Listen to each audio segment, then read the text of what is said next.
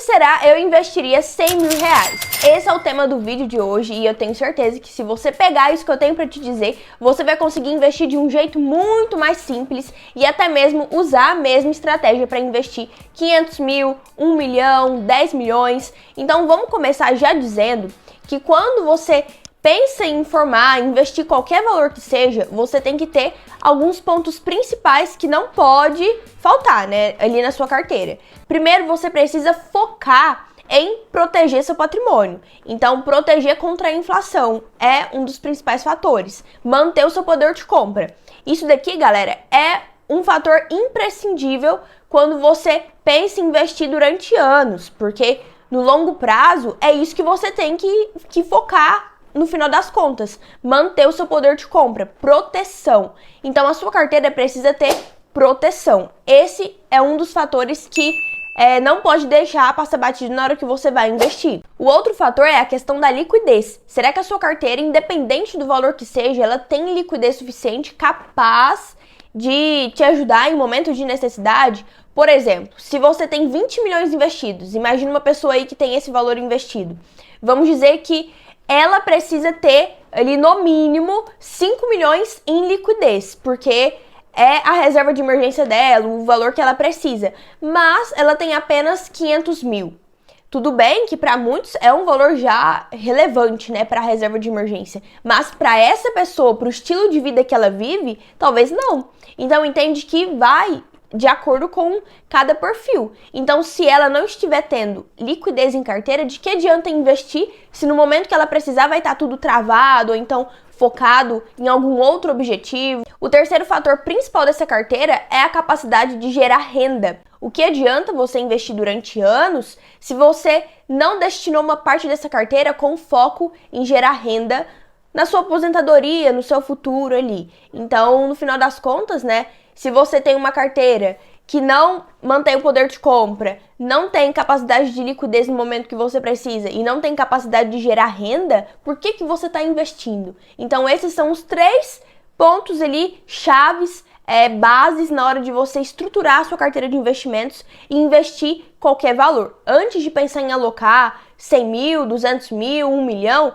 você precisa saber exatamente quanto você precisa de liquidez, quanto você quer investir pensando na capacidade de gerar renda, né? Quanto você quer receber de renda lá na frente e também qual que é a rentabilidade mínima que você busca de acordo com o risco que você está correndo. E é claro, juntando tudo isso, a sua carteira também precisa manter poder de compra ao longo dos anos, não perder para a inflação, é o mínimo. Juntando tudo isso então, galera, agora que você sabe os 3 pontos que toda carteira de investimentos precisa ter, vamos falar onde eu alocaria 100 mil reais de acordo com a minha realidade. Hoje eu tenho 20 anos, eu reconheço que eu estou em um momento de acumulação de patrimônio, então eu estou na fase de acumular. E você, em qual fase você está? Porque se eu pegasse esses 100 mil reais para comprar um carro, ou então financiar uma casa, dar uma entrada, não faz sentido, porque não é o meu momento. Esse não é o momento certo de fazer isso. Agora, vai depender também de qual fase de vida você está. Por isso que eu estou dizendo, né,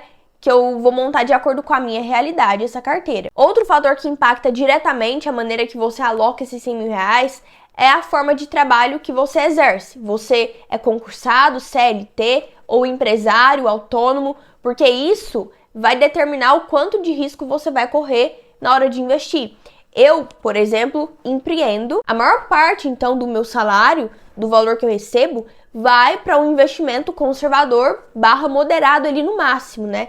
Então, mesmo eu estando na fase onde eu posso correr mais risco, eu reconheço que agora eu estou no momento de proteção. Na verdade, galera, por eu ser mulher, por a gente querer segurança, a gente também tende a investir em ativos mais seguros. Eu não estou afim de pegar o valor que eu já recebo aqui, que é variável, e alocar em um ativo onde eu corro um risco maior também, só para ter um retorno que muitas vezes a renda fixa já me dá. E por isso eu já reconheço que eu preciso de liquidez suficiente, eu preciso ter ali 12 meses no mínimo do valor que eu gasto por mês para minha reserva de emergência, para deixar em liquidez. Desses 100 mil reais, então 50 mil eu destinaria para liquidez imediata. E daí a gente se trata de investimentos como Tesouro Reserva, CDBs de liquidez diária, Tesouro Selic, até mesmo ETFs de renda fixa que replica a taxa Selic. ETFs são investimentos muito bons, até mesmo para a questão tributária. Muitas vezes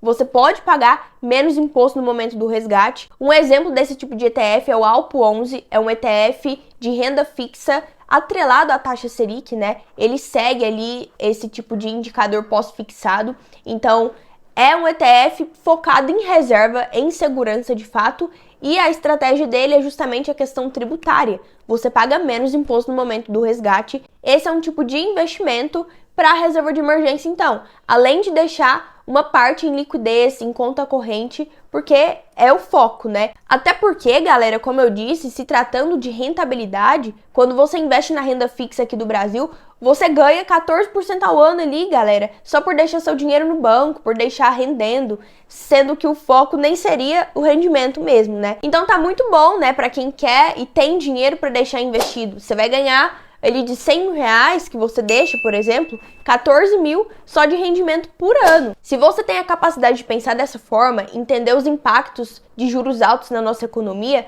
você vai ter muito mais clareza do que fazer com o seu dinheiro em momentos como esse, do que uma pessoa que não tem esse tipo de entendimento ainda. Por isso que, para um empresário, destinar a maior parte do seu dinheiro para a Bolsa de Valores não é uma boa ideia. E um outro ponto que você precisa incluir dentro desses 50% é também uma reserva de oportunidade. 10 mil ali ou 15 mil desses 50 mil que você destinou, você pode deixar para uma reserva de oportunidade em momentos de crise como esse, né? E daí eu poderia deixar no Tesouro Selic mesmo, que já é um ótimo investimento para reserva de oportunidade. Porque daí eu separaria, né? Tesouro Selic, Tesouro Reserva, que é para minha reserva de emergência, CDBs, ETFs, isso daqui seria tudo para minha reserva em liquidez. Já Tesouro Selic aqui eu poderia deixar uns 15% disso, uns 15% desses 50 mil ou uns 10% em reserva de oportunidade para quando aparecer algo com desconto, algo que eu posso comprar e que não vai me prejudicar de certa forma na questão de liquidez. O próximo investimento seria focado em proteger o meu dinheiro contra a inflação. Então, 30% da minha carteira, 30 mil reais, eu destinaria para ativos como Tesouro IPCA+, 2045, 2035, que já são investimentos de longo prazo, justamente para manter o meu poder de compra. Então eu tenho certeza que se eu investir esse valor, e provavelmente não vai ser somente esse valor que eu vou investir ao longo dos anos, né? Eu vou estar investindo mais, mas se tratando desses 100 mil reais, se eu investir 30 mil, eu tenho certeza que lá em 2045 eu não vou perder esse poder de compra.